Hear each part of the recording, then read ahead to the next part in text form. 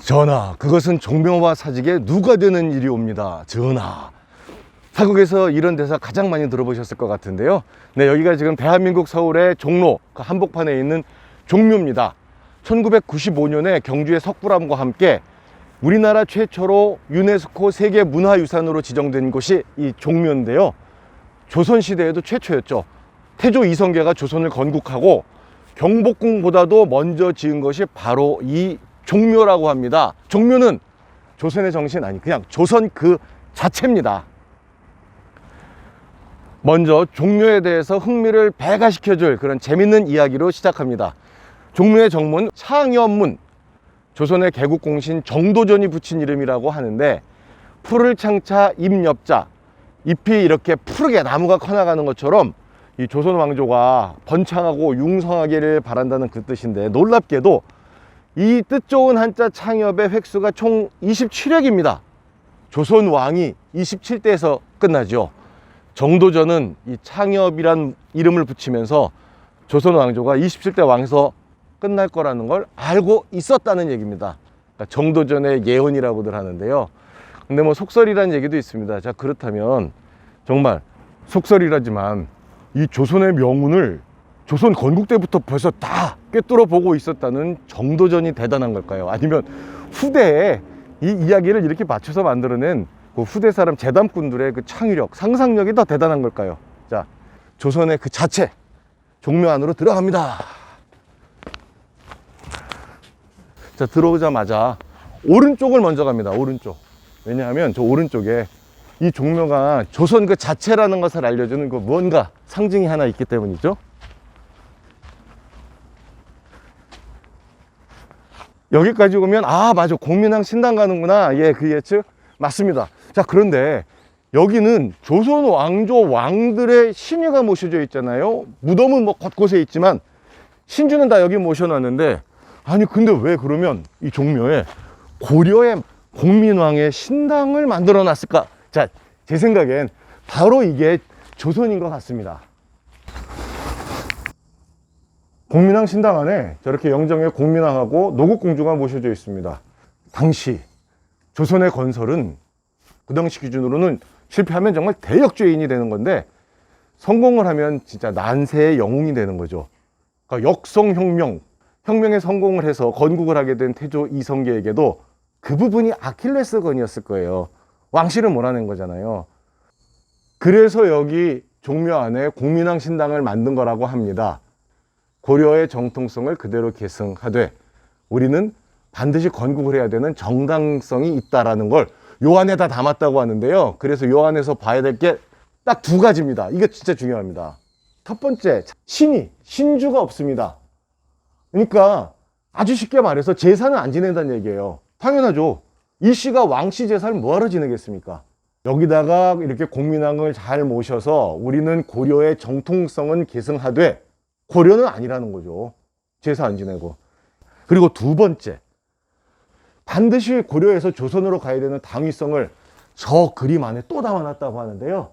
이거 좀 어려운데 이게 뭘까요? 두 번째가 이게 포인트거든요. 바로 공민왕의 저 복장이라고 합니다. 저 옷은 한눈에 봐도 고려의 왕의 옷이 아니죠. 원나라의 사신의 옷이라고 합니다. 손에 들고 있는 것도 홀이라고 해서 전형적인 원나라 사신의 모습이라고 하는데, 바로 이게 우리는 조선으로 갈 수밖에 없는 당연한, 그러니까 대의 명분이죠. 이 상황을 조금 더 재밌게 각색하자면 못 살겠다 갈아보자의 고려 말판, 조선 초쯤 이야기가 되는 거죠. 자신들이 무너뜨린 전 왕조에 대한 그 존중, 계승 그대로 다 밝혀놓고, 그리고 저렇게 은근히, 아니 대놓고 디스를 하면서 새 왕조가 생길 수밖에 없는 그 당연한 정당성의 이야기, 그걸 다 이 사당 안에 담아놓은 거라고 하네요. 또 대놓고 그래서 우리 이거 만들었다 지었다 이렇게 또 얘기를 안 합니다.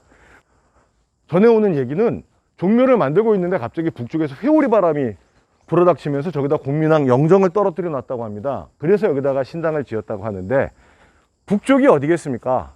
고려의 수도 개성, 개경 아니었겠어요? 참, 이렇게 이런 이야기 하나 정당성을 확보하는데도 은근하게 이렇게 이야기를 담아서 확보하거든요. 이게 바로 조선인 것 같습니다. 제 생각에는요. 자, 다음은 종묘에서 정말 극과 극인 곳, 뭐 이렇게 얘기할 수 있는 곳이에요. 완전 극과 극인 곳이에요. 저긴 바로 제궁입니다. 그 제례진 내려온 제관인 왕이 여기서 이제 하루를 머물면서 준비를 한다고 하는데요. 들어가자마자 정문 저쪽 북쪽이 왕이 계셨던 곳이고, 왼쪽으로가 여기가 이제 목욕제기하고 목욕총에서 그렇게 이제 몸과 마음을 정갈이하고, 자 이제 이쪽 바로 옆에 있는 게 세자의 공간이라고 하죠. 같이 이제 있었으니까요. 자, 근데 여기서 두 가지 포인트예요. 제궁, 망자만의 공간이었던 이곳에서 유일하게 그 동급에서 살아있는 사람의 공간이 여기라는 거고요. 여기서 역시 두 번째, 이게 중요해요. 세자가 있었다는 것. 이게 이따가 영영전에서 뭐 하나의 비밀을 푸는 엄청난 해답의 힌트거든요. 한번 잘 생각해 보세요. 이제 제궁 나와서 오른쪽으로 오면 이렇게 갈림길이 보입니다. 여기서 어느 방향으로 가는 게 맞느냐? 왼쪽으로 가면 저기가 이제 정전을 들어가는 입구 맞아요. 근데 저기는 남쪽문, 남신문이라고 그래서 신들이 다녔다고 하니까 우리는 이제 오른쪽에 요쪽. 실제로 왕도 이 동문을 이용했다고 하죠. 그러니까 이제 왕이 된 기분? 아니야, 뭐 성씨가 다른데. 동쪽으로 가는 게 맞습니다. 실제로 당시 모든 사람들이 출입을 했다는 이 정전의 동문입니다. 이 동문으로 와보면 일단 먼저 여기부터 봐야 돼요. 앞에 큰 단이 하나 보이는데 이게 찬막단이라고 합니다. 그러니까 그 당시 제사를 지내려면 한 40여 가지 찬이 준비됐다고 하는데 그 반찬 여기서 준비해서 찬막단. 근데 여기는 이제 고기 같은 종류는 아니고요. 찬막단 이 옆에 이제 성생단, 희생단이라고 하는 좀 약간 작은 단이 있어요. 이제 여기가 살아있는 소나 염소, 돼지, 여기서 재물이 될지 아닐지를 판단을 하는 거라 그러죠. 정말 흠집 없이 잘 자라면 재물이 되는 거고요. 뭐 조금 약간 아프다, 약하다 그러면 이제 살아가겠죠. 여기가 이제 성생단, 그리고 이쪽이 전사청이라고 해서 제사 지내는 모든 것들을 좀 뭐 준비를 관장한다고 할까? 바로 여기가 전사청 건물입니다. 바로 옆에 제정이라는 게 있어요. 제정. 요거는 뭐 쉽게 말해서 우물이죠. 요 종묘제례 제사 지낼 때 쓰는 그 물을 다 이제 여기서 길어서 쓴다고 하는데 이 물은 가뭄에도 안 마른대죠. 신기하죠? 자, 이제 동문을 통해서 종묘의 메인 공간 정전으로 들어갑니다. 쫙 들어오자마자 여기서 재밌는 거 먼저 하나 확인을 해야 되겠죠. 정전은 높이 있습니다. 이거를 이렇게 이제 밑에 이중월대라고 해서 좀 더 이렇게 우러러보게 존경을 할 수 있게끔 이렇게 더 높여놓은 건데요. 이 이중월대에 재밌는 게 있어요. 이제 이게 하월대 그리고 상월대. 상월대부터가 이제 천계 하늘나라라죠. 그래서 자, 이제부터 여기는 하늘나라입니다, 천국입니다 하는 거를 여기다 표시를 해놨어요. 가만히 보면 이 상월대 올라가는 이 계단, 요게 뭐 요즘으로 따지면 난간쯤 되겠죠. 소맷돌에 구름을 이렇게 새겨놨거든요. 구름보다 위니까 당연히 하늘나라겠죠. 그러니까 이렇게 무늬 같은 거 한번 보면 이 안에 많은 뜻을 담아놓은 것 같으니까 당시에 뭐라 그럴까요? 뭐 아이콘화쯤? 재밌죠? 종묘 메인 공간 정전. 이 정면에서는 어한 렌즈도 웬만한 렌즈를 써서 절대로 정말 한 화면에 이 정전을 담을 수가 없습니다. 왜냐하면 너무 길기 때문이죠. 이게 지금 한 100m가 넘는 건물이라고 하죠. 이 종묘 정전은 저 엄숙함, 웅장함, 장엄함 때문에 많은 사람들이 서양 그리스의 파르테논 신전과 이렇게 같이 비견해서 이야기도 한다고 하는데요. 근데 자, 제 생각에 여기서 이 종묘 정전의 감상 포인트는 딱 세 가지가 있습니다. 첫째는 한 번에 지어진 건물이 아니라는 거. 그러니까 계속 증축해서 저 길이의 건물을 만들었는데 근데 너무나 똑같이 복사한 듯 이어 붙였다는 거. 컨트롤 C, 컨트롤 V예요. 자, 두 번째는 건축 철학이라고 하죠. 완벽한 반복과 그에 따른 대칭을 맞추기 위해서 저 중앙 계단을 끊임없이 증축할 때마다 뜯어 붙였다고 하는데 그 흔적도 그대로 한눈에 찾을 수가 있고요. 세 번째는 그렇게 고집스럽게 지켜낸 원칙을 실용주의적 이유 하나 때문에 깨는 게 있습니다. 한눈에 봐도 쭉 보이는데요. 자, 지금부터 앞에 가서 하나하나 살펴봅니다. 망자들의 공간이니까 서쪽이 상석입니다. 그래서 맨 서쪽에 태조 이성계의 신실, 그리고 나서 쭉 이제 이어지는데요. 자, 지금 보면 저 신실 하나하나가 왕이 즉위하고 승하하고를 반복하면서 계속 늘어난 거거든요. 근데 보면 정말 완벽하게 컨트롤 C 컨트롤 V예요. 복붙이에요, 복붙. 정말 똑같이 끊임없이 반복되게끔 만들었는데요. 옆에서 보시면 저 여닫이 문이 이렇게 위가 비틀려져 있어요. 저거 뭐 일부러 저렇게 만든 거예요. 세월 때문에 나무가 뒤틀린 게 아니라 저 이유는 저 신실 안에 자유롭게 신이 왔다 갔다 드나들 수 있도록 위를 일부러 비틀었다고 하는데, 세상에 보면 저 비틀어 놓은 것까지도 모든 저 신실이 거의 똑같아요. 그러니까 완벽한 복붙이에요, 복붙. 이렇게 만들어냈다는 게 진짜 대단하지 않습니까? 저 안에 들어가 보면 이제 신이 또 이렇게 제사 지내는 공간이 있는데, 신이 안에도 이렇게 구멍이 뚫려 있죠. 아까 저 신실 문틈을 이렇게 비틀어 놓은 것처럼 거기도 이렇게 구멍 뚫어서 혼이 자유롭게 왔다 갔다 하게 한다고 하고, 하여간 이 겉모습부터 저 안에까지가 완벽한 복붙입니다. 똑같이 이 길이를 다 그렇게 만들어낸 거예요. 고집스럽게도 저렇게 똑같이 만들어 붙인 정말 대단함을 넘어 황당하기까지 할 텐데요. 또 재밌는 게 있습니다. 4칸씩 증축이 들어갔다고 하는데, 그러면 저 반복과 대칭을 맞춰야 되잖아요. 대칭이 깨지죠. 가운데 계단이 있으면 옆으로 늘리니까. 그래서 여기 가만히 보시면 이 상월대 쪽에 이렇게 패여 있는 흔적을 어렵지 않게 쉽게 발견할 수 있습니다. 이 흔적을 보고 야, 이것도 후대에 뭐 훼손된 거냐? 아닙니다. 그게 아니라 이 4칸씩 이렇게 증축이 될 때마다 지금 보시는 이 중앙 계단을 대칭이라는 그 건축 철학에 맞추기 위해서 끊임없이 띄어서 다 붙인 거거든요. 그러니까 그 바로 전에 이제 중앙 계단이 붙어 있었던 여기죠. 여기서부터 여기쯤 될 거예요. 그죠? 요 흔적들. 저기서 보면 또 이제 옆으로 가는데, 이건 어떻게 알 수 있냐면, 요 제가 보면, 자, 이제 여기서부터 제 이 팔 길이로 대충 재면 저 중앙 계단하고 똑같아요. 자, 여기서부터, 예? 여기 하고, 그 다음에 여기서부터 다시 와서 하나. 아이고, 힘들다. 맞죠? 아이고. 딱 이게 푹 파여 있는 거는 중앙 계단을 띄어서 그대로 옮겨 붙이고 가만히 보면 곳곳에 그 흔적들은 아주 뭐 어렵지 않게 쉽게 찾을 수가 있습니다. 원칙을 지키기 위해서 고집스럽게 이 계단을 띄었다 붙였다 했다는 얘기 듣고 나면 또 많은 분들은 아이고, 역시 유교 참 정말 고리타분하고 고지식하구나 이런 생각하실지 모르겠는데, 절대 아닙니다. 이제부터 세 번째 포인트를 보면 그 안에서도 엄청난 실용성을 추구하는 게 보이거든요. 자, 세 번째 포인트입니다. 디귿자 형태의 모습을 띠게 된 이 정전에 저쪽 서월랑 쪽을 보면 완벽한 대칭인 듯 하면서 달라요. 저기는 폐쇄형으로 지어져 있고, 저쪽 동월랑을 보면 개방형으로 지어져 있습니다. 아니, 이렇게까지 고집스럽게 반복과 대칭을 지켜오다가 왜 저 양쪽 월랑에서는 저렇게 대칭을 깼을까요? 의도적인 거라고 하는데, 사실 근데 좀 어려워요, 이 문제는. 유교에서도 절대 놓치지 않는 것이 바로 실용성입니다.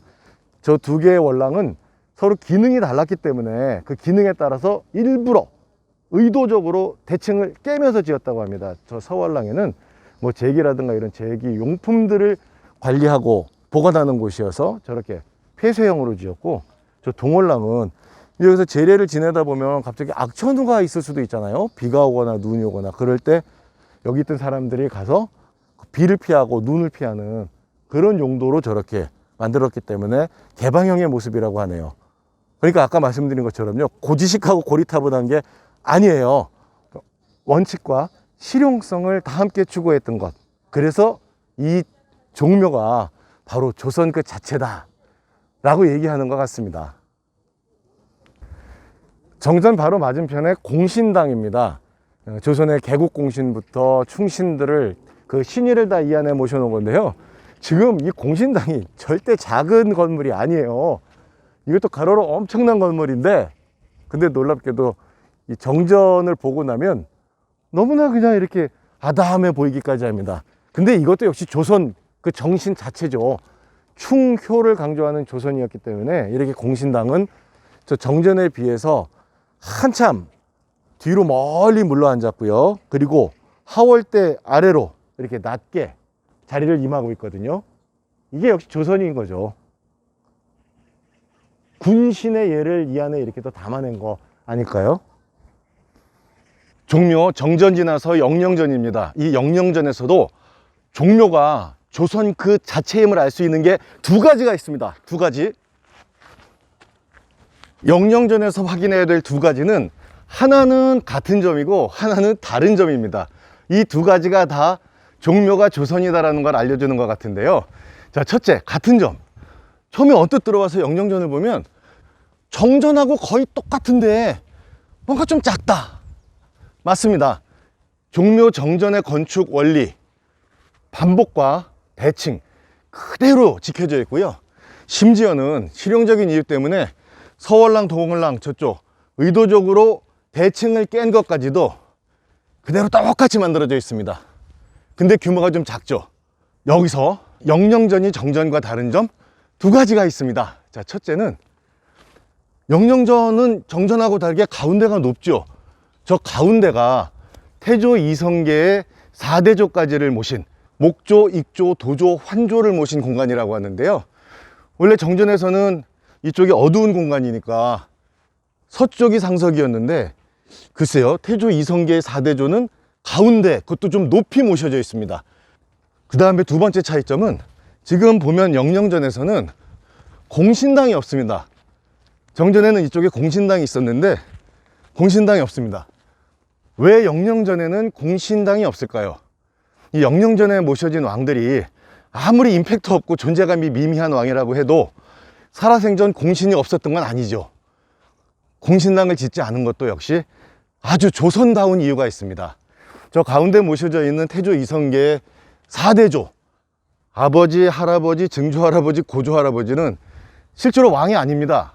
그렇기 때문에 저분들에겐 공신이 있을 수가 없겠죠.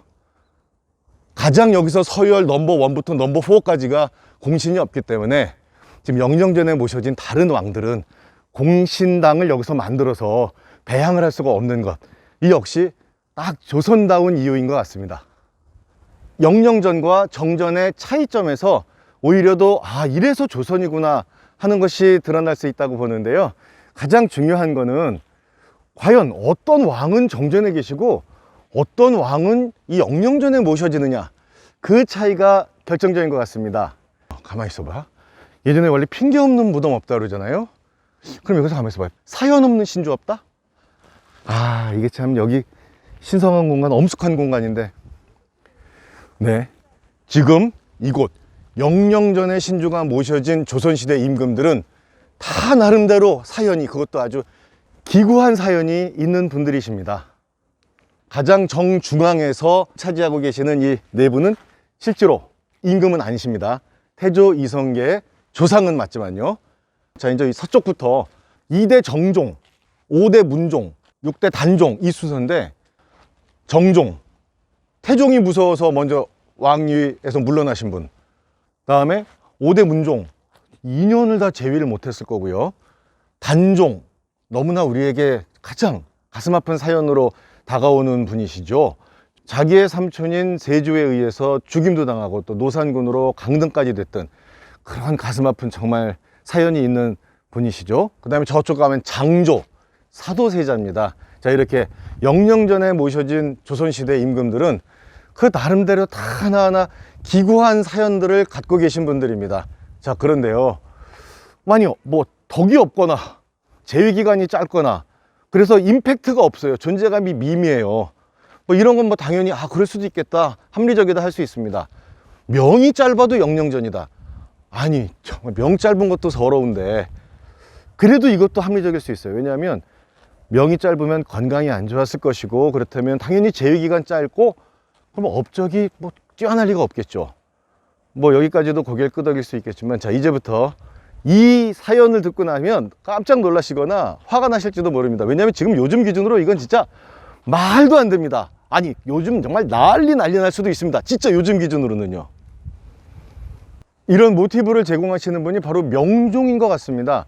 명종은 뭐 저기 재임 기간 동안에 임꺽정의 난도 일어났었고요, 을묘외변도 있었고, 그리고 또 어린 나이에 수렴청정도 당하고 해서 임팩트 없고 존재가 미미할 수 있습니다. 그래도 재위 기간이 상당히 길었던 왕인데, 이쪽 영령전에 모셔져 있거든요.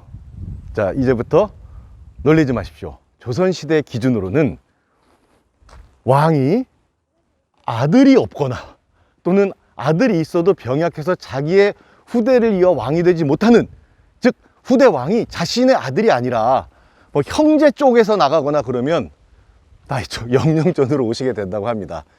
여기서 예를 들어 경종 아들 없었고요, 예종도 뭐 아들이 있었지만 왕이 계승 못했고요, 명종도 순회세자 몸이 약해서 일찍 세상을 뜨기 때문에 대를 못 이었죠.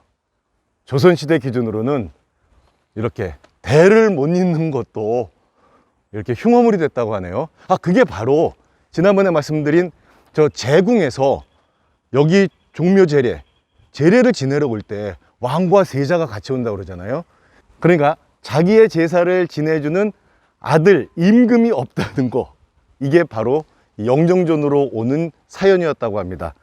참 정말 사연 없는 신주 없다라고 말씀드렸지만, 이건 진짜 요즘 기준으로 따지면 큰일 날 얘기 아닙니까?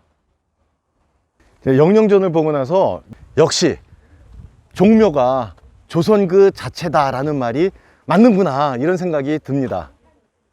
영령전에서 다시 정전으로 왔습니다.